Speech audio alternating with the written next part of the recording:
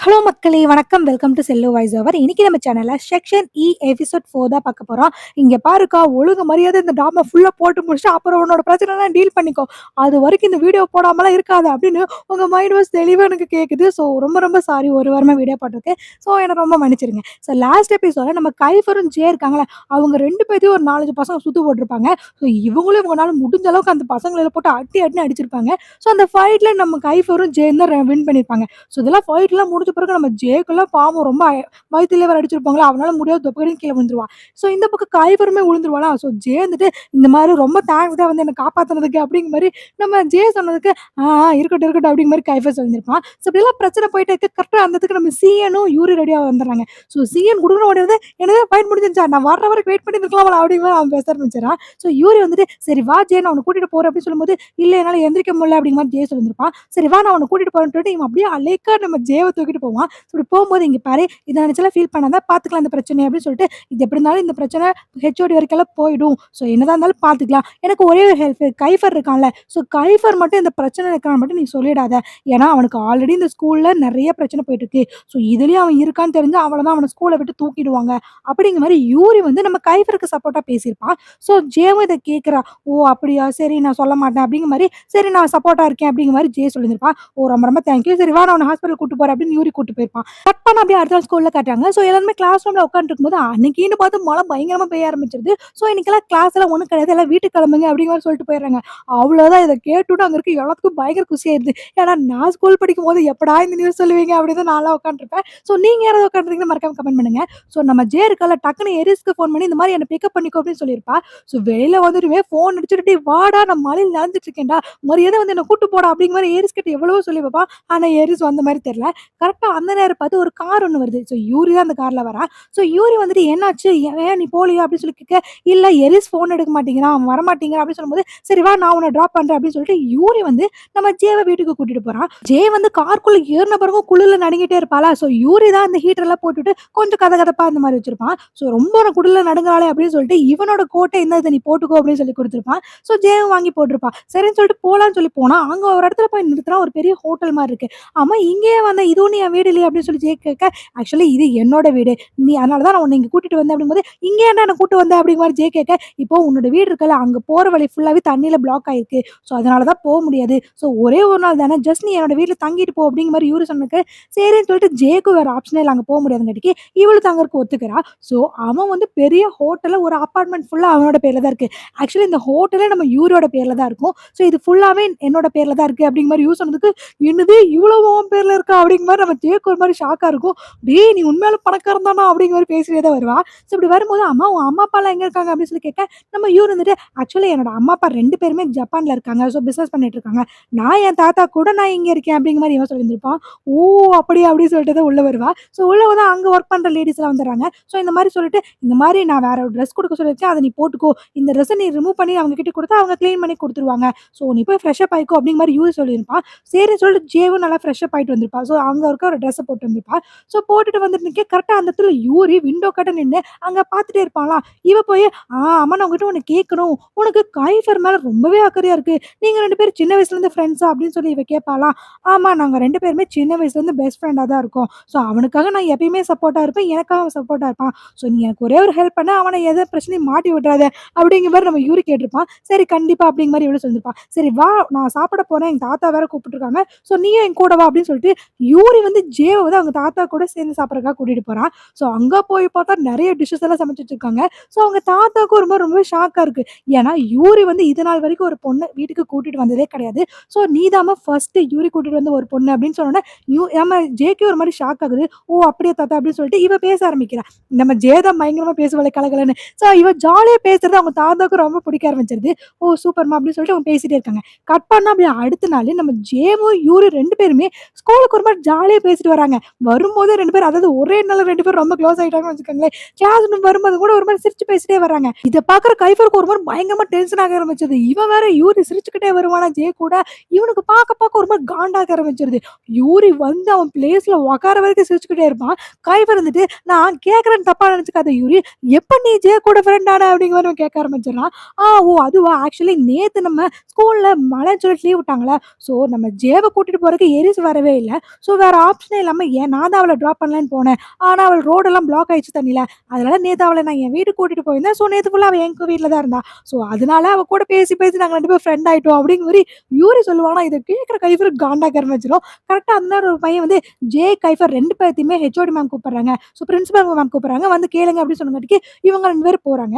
So அங்க போய் பார்த்தா பிரின்சிபல் மேம் நேத்து சண்டை நடந்தது எல்லாமே தெரிஞ்சு போச்சு போல. ஸோ ஒரு பக்கம் கைஃபர், இன்னொரு பக்கம் சண்டை போட்ட பசங்க. அம்மா எதுக்கு இப்படி பண்ணாங்கன்னு கேளுங்க. எங்கள போட்டு அப்படி அடிச்சுட்டாங்கன்னு அந்த பசங்க கம்ப்ளைண்ட் பண்ண ஆரம்பிச்சுட்டாங்க. நாங்க ஒண்ணும் ஆரம்பிக்கல. இவனுங்க தான் ஆரம்பிச்சாங்க அப்படிங்கிற மாரி சொல்லிட்டே இருக்க, அந்த பசங்களும் விடுற மாரி தெரியல. இல்ல மேடம் நாங்க எதுவுமே தப்பு பண்ணல. ஸோ நாங்க ஜஸ்ட் ப்ளே பண்ணிட்டு தான் இருந்தோம். ஆனா இவங்க தான் கைஃபரும் 2 பேருமே சேர்ந்து எங்கள போட்டு அடி அடி அடிச்சுட்டாங்க அப்படின்னு சொல்லிட்டே இருக்கும்போது, நம்ம ஜேக்கு டென்ஷன் ஆயிடுது. என்னது நாங்க அடிக்க ஆரம்பிச்சோமா? நீங்க தானடா ஃபர்ஸ்ட் ஆரம்பிச்சீங்க அப்படிங்கிற மாரி கத்த ஆரம்பிச்சுடுறான். ஸோ நடுவுல இருக்கிற மேம் வந்துட்டு, இங்க பாருங்க எனக்கு எல்லாமே நடந்துச்சு தெரியும். கைஃபர் நீ எதுக்குடா இப்படி போட்டு அடிச்சிருக்க? ஆல்ரெடி உன் மேல நெறைய பிரச்சனை போயிட்டு இருக்கு. இந்த மாரி நீ பண்ணினீன்னா அவ்வளவுதான், உன்ன ஸ்கூல விட்டு நான் தூக்கிருவேன்னு சொல்லியிருக்கேன்ல. ஸோ நீ எப்படி என்ன தைரியத்துல நீ இந்த பசங்கள போட்டு அடிச்ச அப்படின்னு அந்த மேம் கைஃபர போட்டு பயங்கரமா திட்ட ஆரம்பிச்சுடுறாங்க. ஸோ நம்ம ஜேக்கு டக்குன்னு யூரி சொன்னான்ல, ஸோ ஆல்ரெடி நெறைய பிரச்சனை இருக்கு கைஃபர் மேல. இதுவும் தெரிஞ்சுச்சுன்னா அவன ஸ்கூல விட்டு தூக்கிருவாங்க அப்படிங்கிற மாரி யூரி சொல்லியிருந்திருப்பான்ல. அந்த விஷயத்த நம்ம யோசிச்சு பார்த்துட்டு, ஸோ இவன எப்படியாவது காப்பாத்தணும் அப்படிங்கிற ஒரு இதுல மேம் கிட்ட ஹெச்ஓடி மேம் பிரின்சிபல் மேம் கிட்ட இந்த மாரி மேம் இங்க பாருங்க, நடந்த தப்பு தான் நான் ஒத்துக்கிறேன். ஸோ இதுக்கான ஃபுல் ரெஸ்பான்சிபிலிட்டி நானே எடுத்துக்கிறேன். ஸோ நீங்க எது திட்டுறதா, அதாவது எந்த பேரண்ட்ஸ் கிட்ட கம்ப்ளைண்ட் கொண்டு போறதுனாலும் நீங்க முழுக்க முழுக்க என் மேலயே சொல்லுங்க அப்படிங்கிற மாரி நம்ம ஃபுல் ரெஸ்பான்சிபிலிட்டி எடுத்துக்குவா. ஸோ இத பார்க்குற கைவருக்கு இவ எதுக்கு நம்மள காப்பாத்துறா அப்படிங்கிற மாரி தான் இருக்கும். ஸோ இதெல்லாம் முடிச்சுட்டு சரி நான் உங்களோட அங்கிளுக்கு இப்பயே கால் பண்ணி வர சொல்றேன். ஸோ வந்துட்டா உன்ன பத்தி இருக்கிற கம்ப்ளைண்ட்ஸ் எல்லாம் அவங்க கிட்ட நான் சொல்றேன் அப்படிங்கிற மாரி அந்த பிரின்சிபல் மேம் சொல்லியிருந்திருப்பாங்க. இத கேட்டு ஜேக்கு ஒரு மாரி ரொம்பவே கஷ்டமா இருக்கும். ஸோ இந்த மாரி ஆல்ரெடி இருந்த ஸ்கூல்ல பிரச்சனை பண்ணிட்டு தான் இங்க வந்தா இங்கேயும் பிரச்சனையா அப்படின்னு சொல்லிட்டு இந்த மாரி பிரின்சிபல் மேம் கிட்ட எனக்கு வந்து பேரண்ட்ஸ் யாரும் கிடையாதுங்க மேம் அப்படிங்கிற மாரி சொல்லியிருந்திருப்பா. ஸோ அந்த மேம் வந்துட்டு ஒண்ணும் பிரச்சனை இல்ல. உனக்கு இப்ப யார் கார்டியனா இருக்காங்களோ அவங்கள கூப்பிட்டு நாங்க கம்ப்ளைண்ட் பண்ணுவோம் அப்படிங்கிற மாரி அந்த மேம் சொல்லிடுவாங்க. இவளுக்கு ரொம்பவே கஷ்டமா இருக்கும். ஸோ முடிச்சுட்டு வெளில வரும்போது கைஃபர் வந்துட்டு இந்த மாரி என்ன காப்பாத்துனதுக்கு ரொம்ப ரொம்ப தேங்க் யூ அப்படின்னு சொல்லியிருந்திருப்பா. வந்துட்டு இருக்கட்டும் அப்படிங்கிற மாரி சொல்லியிருந்திருப்பா. கட் பண்ணா ஆங்கிலே இருக்கான்ல எரிஸோட அண்ணன், அவனத்தான் கூப்பிட்டுருப்பாங்க. அவன் தான் கார்டியனா இருந்திருப்பான். ஸோ அவன கூப்பிட்டு அவன்கிட்ட எல்லா கம்ப்ளைண்ட் சொன்னங்காட்டிக்கும் அவன் பயங்கரமா திட்ட ஆரம்பிச்சிருப்பான். என்ன நினைச்சிட்டு இருக்க இங்க பாரு, இதுக்கு முன்னாடி நீ படிச்ச ஸ்கூல்ல தான் இவ்ளோ பிரச்சனை பண்ண சொல்லி இங்க கொண்டு வந்து சேர்த்தணும். ஸோ இங்கேயும் வந்து அடி தடின்னு ஃபைட்ல இருந்தா எப்படி? உன்னோட வேலை என்ன அத மட்டும் பாரு. ஒழுங்கா படிச்சு முடிச்சு டிகிரி வாங்குறது வழிய மட்டும் பாரு. இந்த மாரி பிரச்சனையில போகாத. இந்த மாரி நீ ஏதாவது பண்ண கண்டிப்பா நான் இந்த ஸ்கூல்ல இருந்து உன்ன வேற ஸ்கூலுக்கு மாத்திருவேன். அப்படின்னு ஆங்கில புடிச்சு திட்டி விட்டு தான் போயிருப்பான்.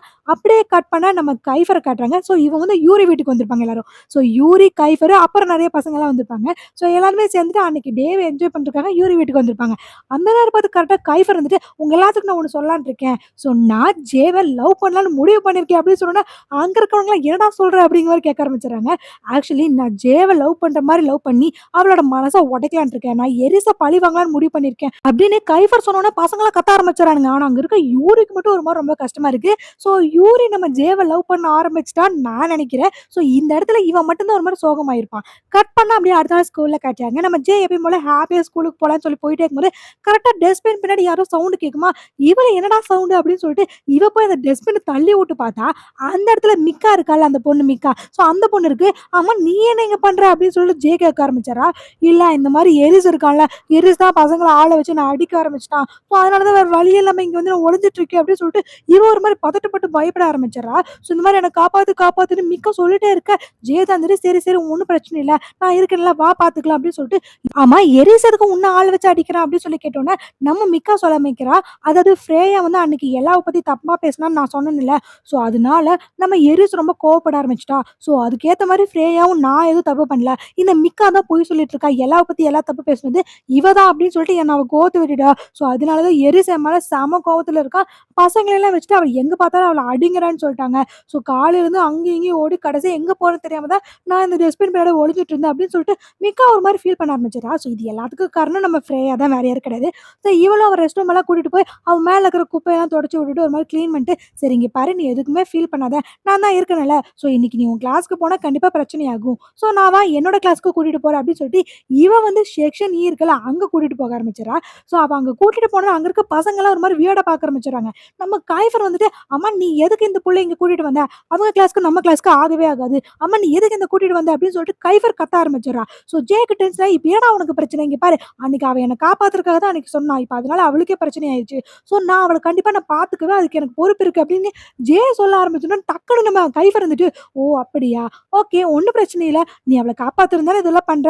ஸோ தாராளமா நீ இதெல்லாம் பண்ணு. கண்டிப்பா நான் உனக்கு சப்போர்ட்டா இருப்பேன் அப்படிங்கிற மாரி இவன் ஒரு மாரி லவ்லியா ஸ்வீட்டாலாம் பேச ஆரம்பிச்சுடுறான். ஸோ நமக்கே ஒரு செகண்ட் இது கைஃபர் தானா அப்படிங்கிற மாரி தோணுது. ஸோ அங்க இருக்க யூரி அப்புறம் அங்க இருக்க அ க கலீக்ஸ் எல்லாருமே என்னடா இவன் இப்படி பேசுறானே அப்படிங்கிற மாரி நம்மள மாரி கைஃபர பார்த்து ஒரு மாரி ஷாக் ஆகுறாங்க. ஸோ நம்ம ஜேக்கும் எப்பயிலேருந்து இவன் இப்படி என்கிட்ட ஸ்வீட்டா பேசுறான் அப்படின்னு சொல்லிட்டு, சரி இப்ப அவன் இங்க வந்ததுக்கு உனக்கு ஒண்ணும் பிரச்சனை இல்லல்ல அப்படின்னு கேட்டிருப்பா. கண்டிப்பா இல்ல அப்படிங்கிற மாரி கைஃபர் சொல்லியிருந்திருப்பான். அப்ப அப்படியே ஸ்கூல் முடிச்சு காட்டுறாங்க. மிக்கா வந்து தனியா போறங்காட்டிக்கு நம்ம ஜே துணைக்கு போயிருந்திருப்பா. ஸோ மிக்கா வந்துட்டு இந்த மாரி ரொம்ப ரொம்ப தேங்க்ஸ் எனக்கு இந்த மாரி ஹெல்ப்க்கு நீ கூட வரக்கு. ஸோ நீ ரொம்ப ரொம்ப நல்ல பொண்ணு அப்படிங்கிற மாரி சொல்லும்போது, இங்க பாரு இதுலலாம் என்ன இருக்கு? நான் உன்னோட ஃப்ரெண்டு. இது கூட பண்ணலனா எப்படி அப்படிங்கிற மாரி ஜே சொல்லியிருந்திருப்பா. ஸோ இப்படி இவங்க 2 பேரும் பேசிட்டே போகும்போது பின்னாடியே நம்ம கலிக்ஸ் அப்புறம் டேவிட் அப்புறம் சிகின் 3 பேரும் ஃபாலோ பண்ணியிருந்திருப்பாங்க. ஸோ ஜே வந்துட்டு இந்த மாரி நான் உன்ன கேட்கிறேன் நீ தப்பா நினைச்சுக்காத. கலிக்ஸ நீ பிரேக்கப் பண்ணிட்டேன்னு நான் கேள்விப்பட்டேன். அது உண்மையா? அப்படின்னு சொல்லி கேட்க, ஆமா அப்படின்னு சொல்லிட்டு அவங்க உட்காந்து பேசுறாங்க. ஆக்சுவலி கலிக்ஸும் நானும் ரொம்ப லவ் பண்ணிட்டு இருந்தோம். அப்போ ஒரு தடவ ஃப்ரேயா இருக்கால்ல, அவ தான் வந்து என்கிட்ட சொன்னா. இந்த மாரி கலீக்ஸ் இருக்கான்ல, அவன் வந்து கேன்டீன்ல ஒரு பொண்ணு கூட ரொம்ப க்ளோஸா பேசிட்டு இருக்கான். அவன் அந்த பொண்ண லவ் பண்றான் அப்படின்னு என்கிட்ட சொன்னா. ஸோ நானும் ஃப்ரேயா என்கிட்ட உண்மைய தான் சொல்றா அப்படின்னு சொல்லிட்டு, அவ சொல்றத நான் 100% நம்பிட்டேன். ஸோ அதனால நான் போய் கலீக்ஸ் கிட்ட இந்த மாரி நம்ம 2 பேரும் பிரேக்கப் பண்ணிக்கலாம் அப்படின்னு சொல்லிட்டு நான் அவன பிரேக்கப் பண்ணிட்டேன். ஸோ அப்பயிலேருந்து அவன் கூட நான் பெருசா பேசுறது எதுவும் வச்சுக்கிறது இல்ல அப்படின்னு சொல்லும்போது, நம்ம ஜேகே ஓ! அப்படியா அப்படிங்கிற மாரி யோசிக்கிறான்.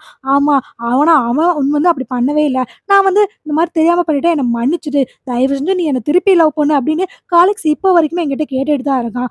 பட் ஆனா எனக்கு என்ன பண்ணன்னு தெரியல. எனக்கு திருப்பியுமே அவன் மேல நம்பிக்கை வைக்கிறதுக்கு பயமா இருக்கு அப்படிங்கிற மாரி மிக்காவது அவ பாயிண்ட் ஆஃப் வியூ சொல்லிட்டே இருப்பாள. ஸோ கலீக்ஸ் யாருன்னு தெரியுமில்ல அந்த கேப் போட்டிருக்கான்ல அந்த பையன் தான் கலீக்ஸ். ஸோ திருப்பி அவன் எனக்கு ஒரு வாய்ப்பு கொடுக்க மாட்டியான்னு கெஞ்சிட்டு இருக்கான். எனக்கு தான் என்ன பண்றது தெரியல அப்படின்னு மிக்கா வந்து திருப்பி சொல்லிட்டே இருக்க, நம்ம ஜேக்கு திரும்பி பார்க்குறா. ஓ! இவ்ளோ பெரிய லவ் ஸ்டோரியா அப்படிங்கிற மாரி சொல்லிட்டு இவளும் யோசிச்சுட்டு இங்க பாரு நீ எது பண்ணாலும் சரி, நான் எப்பயுமே உன்னோட சப்போர்ட்ல தான் இருப்பேன். உனக்கு அவன உண்மையா என்ன தெரிஞ்சுட்டு நீ அவன் கூட ஒண்ணு சேர்ந்தாலும் சரி, இல்ல அவன் பண்ணது தப்பா இருந்தா நீ அவன் கூட சேரலாம் சரி. நான் எப்பயுமே உன் கூட தான் இருப்பேன் அப்படிங்கிற மாரி ஜெய சொல்லியிருந்திருப்பா. ரொம்ப தேங்க் யூ அப்படிங்கிற மாரி மிக்காவும் சொல்லியிருந்திருப்பா. இப்படி பேசிட்டு போகும்போது பின்னாடி மூலையே ஃபாலோ பண்ணிட்டு தான் இருந்திருப்பாங்க. ஸோ அப்படியே கட் பண்ணா அவங்க வீட்டுக்கு போனோனே காட்டுறாங்க. நம்ம ஜே போனோனே எரிச்சுக்கிட்டு, "அம்மா என்னடா பண்ணி வச்சிருக்க? நீ எதுக்கு மிக்காவ வந்து பசங்கள வச்சு அடிக்க சொன்ன? அவ எந்த தப்புமே பண்ணல. அவ எனக்கு சப்போர்ட்டா பேசினா நீ இப்படி பண்ணுவியா?" அப்படின்னு அவ கத்த ஆரம்பிச்சிடுறா. ஸோ எரிச்சுட்டு, "இங்க பாரு எனக்கு எல்லாமே தெரியும். ஸோ ஃப்ரேயா பண்ண வேலை தான் இதுன்னு தெரியும். ஆனா எல்லாம் வந்து கஷ்டப்படக்கூடாது அப்படிங்கிறதுக்காக மட்டும் தான் நான் மிக்காவ ஆள் வச்சு அடிக்க சொன்னேன்." அப்படின்னு சொல்லிட்டே இருக்கும்போது கரெக்ட்டா அதுக்கு எல்லா இத கேட்டுருவா. ஸோ எல்லாருக்கும் இத கேட்டோனே ரொம்ப கஷ்டமா போயிரும். அவ வந்து இத கேட்டுட்டாளேன்னு சொல்லிட்டு இவங்க 2 ஷாக்ல பார்த்துட்டு இருப்பாங்க. ஸோ இவ ஒரு மாரி அழுதுட்டு அவ அங்கருந்து எல்லாம் ஓடிருவாளா. ஸோ பின்னாடியே போய் நம்ம எரிஸ் சமாதானப்படுத்துவா. "ஐயோ! ஜே ஏன்டி இப்படி பண்ண?" அப்படிங்கிற மாரி இருக்கும். கட் பண்ணா அப்படியே அடுத்த நாள் கிளாஸ் ரூம்ல காட்டுறாங்க. நம்ம எல்லாமே வந்து ஜே கிட்ட பேசுறா. அதாவது ரொம்ப ரொம்ப தேங்க் யூ. நீ வந்து மிக்காவ காப்பாத்துனன்னு சொல்லி நான் கேள்விப்பட்டேன். ஸோ மிக்கா எனக்கு one of the best friend தான் அவளும். ஸோ அவளுக்கு இப்படி ஒரு விஷயம் நடந்திருக்குன்னு எனக்கு சத்தியமா தெரியல.